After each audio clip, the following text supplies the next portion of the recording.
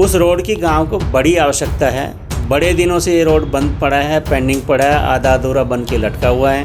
हमने गांव में किसानों से, भूस्वामियों से भी बात की। उन्होंने बताया कि हम सरकार को यह रोड बनाने के लिए अपनी ज़मीन देने के लिए तैयार हैं, लेकिन हमारी कुछ शर्तें हैं। इस ज़मीन से लगती हुई आसपास हमें, बिल्कुल उससे लगती हुई ज़मीन हमारी जितनी सरकार लेती है रोड में, उतनी ज़मीन हमें साथ में दे दें। सरकार दे सकती है क्योंकि बाकी आसपास की ज़मीन भी HSIDC के द्वारा एक्वायर की गई है।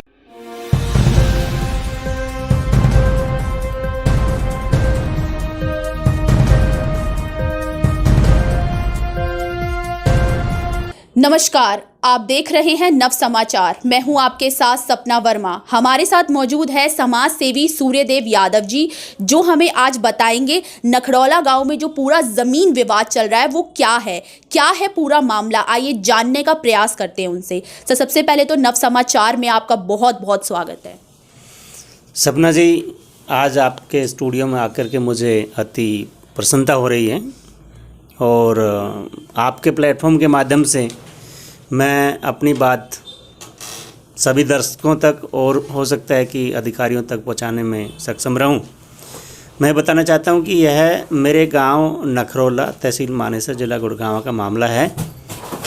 यहां पर हरियाणा सरकार द्वारा 2004 में HSIDC के द्वारा किसानों की भूमि अधिग्रहण की गई थी।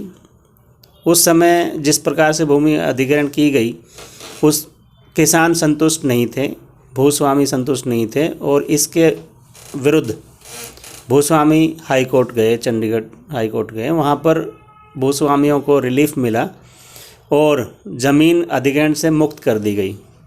लेकिन जब तक ये मामला 2004 से लेके और जब तक ये हाई कोर्ट का फैसला आया तब तक ये मामला पेंडिंग रहा। तब तक इसी बीच में ये जो हुड्डा जो रोड बनाती है, हरियाणा सरकार का डिपार्टमेंट है।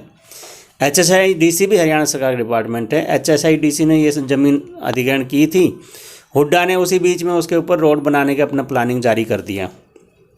जब यह ज़मीन हरियाणा हाई कोर्ट के द्वारा रिलीज़ हो गई, वापस भूस्वामियों को मिल गई, तो अब मालिक भूस्वामी हो गए। अब इसका मतलब ये है कि HSIDC मालिक नहीं रही उस ज़मीन की।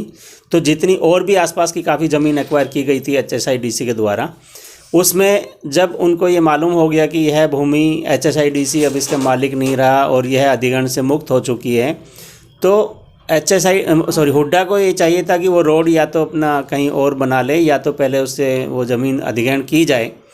वो ज़मीन अधिग्रहण नहीं की गई और उन्होंने जितनी ज़मीन अधिग्रहण की गई थी उसी के ऊपर रोड बनाया और जहाँ पर वो अधिग्रहण से मुक्त हुई ज़मीन जो वापस भूस्वामियों को मिल गई थी, वहाँ पर जाकर के वो रोड बंद हो गया।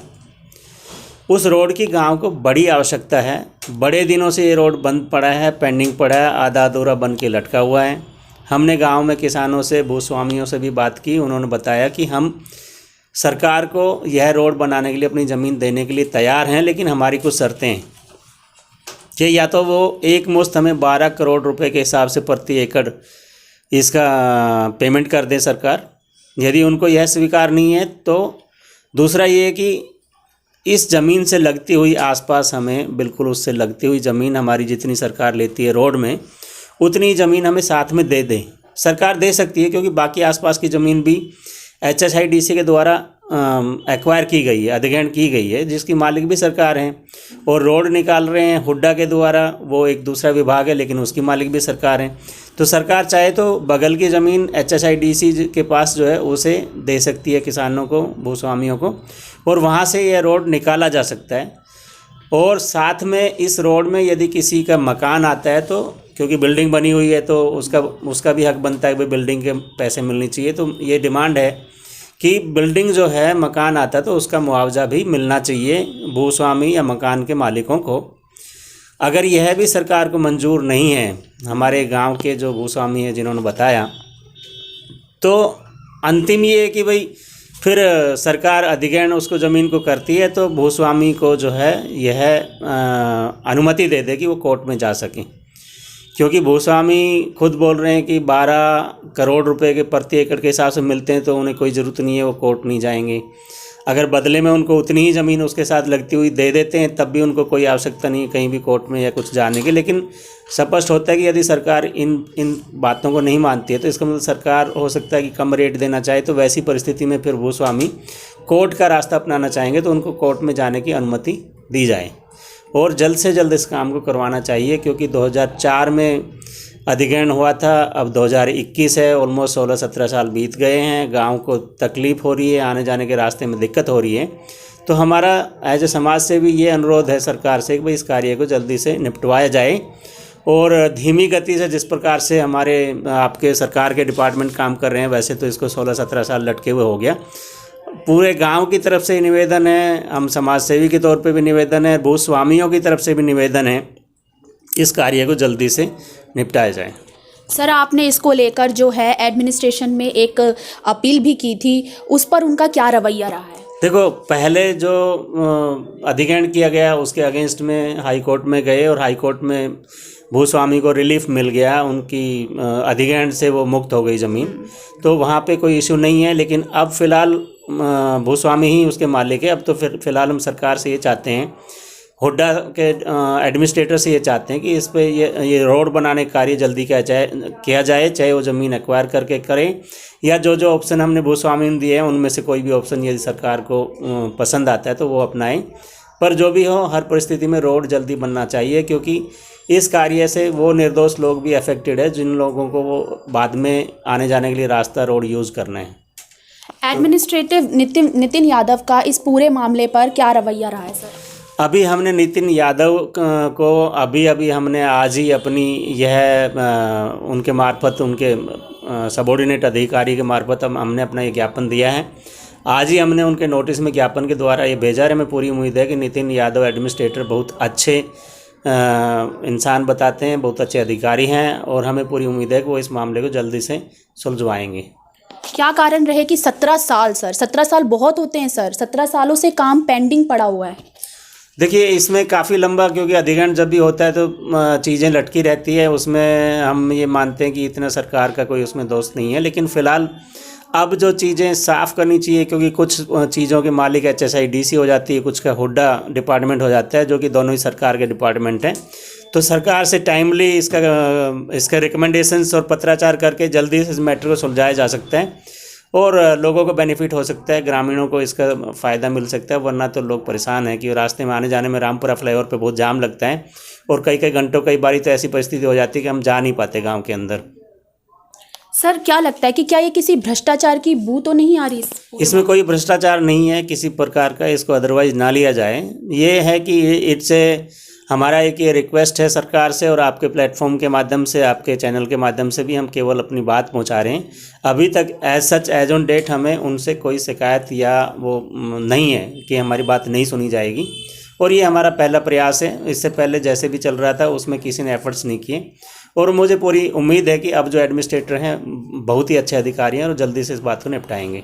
सर, आप कह रहे हैं कि भ्रष्टाचार की कुछ भी नहीं है, इसमें भ्रष्टाचार नहीं नज़र आ रहा है, मगर सर किसी भी रोड के काम में 17 साल सर बहुत होते हैं और 17 साल तक कोई काम पेंडिंग पड़ा है, इससे लोगों को भी काफ़ी दिक्कत हो रही है।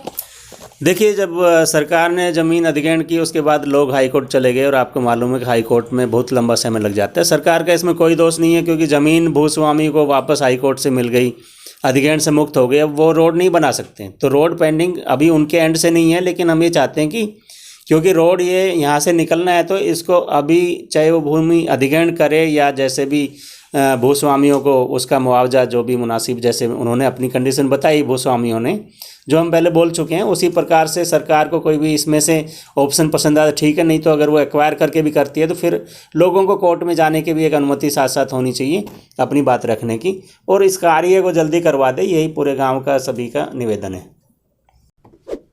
सर, जब आपने ज्ञापन दिया तो उस दौरान आपके साथ कौन मौजूद थे और अधिकारियों का क्या क्या वादा रहा है? देखिए, ये ज्ञापन हमने एडमिनिस्ट्रेटर के लिए एड्रेस किया है, पर एडमिनिस्ट्रेटर के पास हो सकता है हर समय ना हो, तो हमने उनके सबॉर्डिनेट अधिकारी जो है राजेंद्र सिंह नायब तहसीलदार हैं, वहीं पे उनके LAC जो लैंड एक्विजिशन डिपार्टमेंट है हुड्डा का, उसमें उनको हमने ये ज्ञापन सौंपा है एडमिनिस्ट्रेटर के लिए, और वो उन्होंने हमें ये प्रॉमिस किया है कि वो इस ज्ञापन के ऊपर जल्दी से एक्शन करेंगे और एडमिनिस्ट्रेटर को जा कर के कल ही इस बात की वो सूचना देंगे।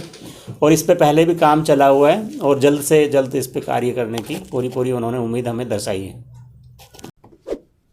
सर, इतने सालों से काम पेंडिंग पड़ा है, तब गांव में से कोई निकल के नहीं आया, लेकिन अब अचानक से ज्ञापन की बात आ रही है, ऐसा क्यों? देखिए, ये मामला ऐसे है कि भूस्वामियों की ज़मीन हाई कोर्ट से अधिग्रहण से मुक्त कर दी गई। अब उनकी इच्छा है कि वो ज़मीन देना चाहे सरकार को, ना देना चाहे, ना तो सरकार ने मांगी और ना इन्होंने देने की सोची। लेकिन अब भूस्वामियों का ये मन है कि भाई ठीक है, गांव के लिए यह रोड ज़रूरी है, चाहिए, तो हम तैयार हो जाते हैं और अपनी तरफ से हम कम से कम सरकार को रिमाइंड करते हैं कि आप ये काम जल्दी करवा दीजिए।